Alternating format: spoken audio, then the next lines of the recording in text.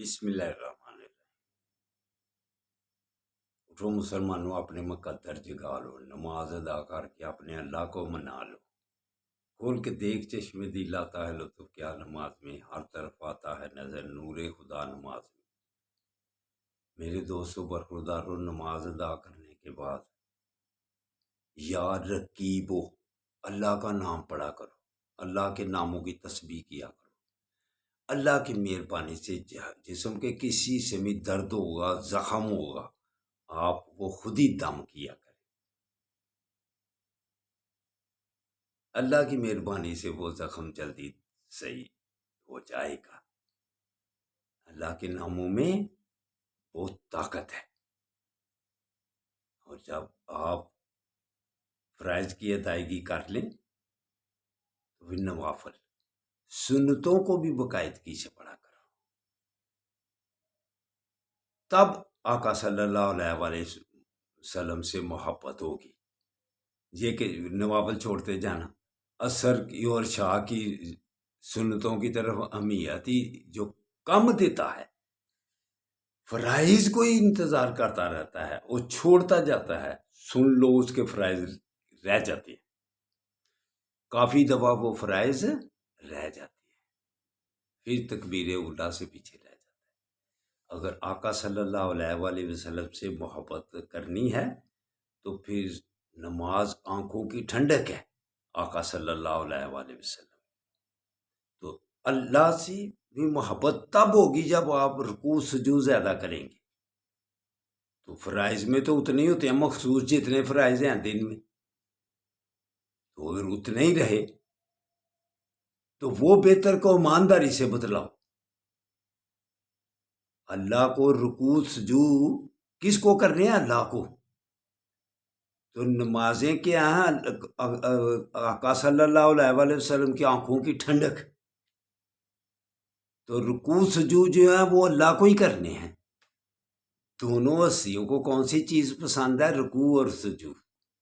تو جو کم کرے فرائض بس پڑھتا جائے اور پھر کبھی چھوٹتا بھی جائے۔ بہتر کون ہوا؟ جو باقاعدگی سے نوافل اور سنتیں ادا کرتا ہے۔ تو اس لیے دوستو برخوردارو، ان کو جو امیت دے گا سنتوں پر عمل کرے گا، اور حدیث مبارکہ بخاری شریف کی یہ حدیث جو کہتا ہوں، اب بار بار یاداں نہیں کراتا رہوں گا کہ یہ ضرور پڑھنی ہے، کہ صرف اور صرف بخاری میں یہی لکھا ہے، یہ محمد صلی اللہ علیہ وآلہ وسلم ہیں، ان کے متعلق کیا کہا کرتا تھا، ان کے متعلق کیا خیالات تھے تیرے۔ اب خیالات اور ان جو باتیں ایسے ذہنوں میں ڈالتے ہیں نا بچوں کے، ان کو نکالنا پڑے گا۔ کیوں؟ ابتدا بھی آقا صلی اللہ علیہ وآلہ وسلم کی یہ خواب والی زندگی کی ابتدا بھی یہیں سے ہوئی تھی، ان کا وسیلہ ڈال کر ہی معافی ملے گی، اور حقیقت والی زندگی قیامت والے دن بھی ان دونوں باتوں کو آپ نے بس سمجھنا ہے کہ قیامت والے دن کیا ہونا ہے، اللہ تعالیٰ نے کدھر بھیجنا ہے، کیسے دن کا آغاز ہوگا، حقیقی دن قیامت کا کیسے آغاز ہوگا۔ جب آپ کے بچوں ذہن میں یہ بات بیٹھ جائے گی نا، پھر آپ چھوڑ دیں گے کہ اللہ کو سیدھا اللہ کے پاس جانا ہے، یا کہ آقا صلی اللہ علیہ وآلہ وسلم کے واسطے سے جانا ہے، کیسے طریقے کرنے ہیں، پھر آپ کو سب کو پتہ چل جائے گا۔ موسیٰ علیہ السلام بھی سنا ہوا ہے نا، موسیٰ علیہ السلام نے کہا یا اللہ تجھے دیکھ، تو قرآن میں لفظ ہے لن ترانی، ڈائریکٹ نبی کو بھی حکم ہو رہا ہے تو مجھے دیکھ سکتا ہے۔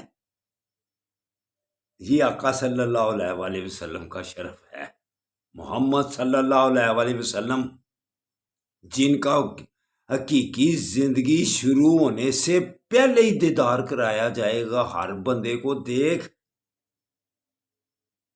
کسی گناہ کے بارے میں پوچھا جائے گا وہ قبر میں، آقا صلی اللہ علیہ وآلہ وسلم کا چہرہ انور سامنے آئے گا، اور کے سامنے کہ کیا کہا کرتا تھا، کیا خیالات تھے ان کے بارے میں، یہ اللہ کروا رہا ہے۔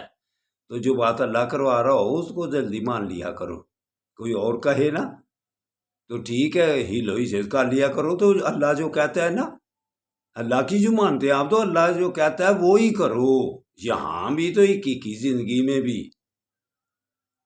تو دوستوں برخوردارو، کسی کی باتوں میں نہ آؤ، خود تحقیق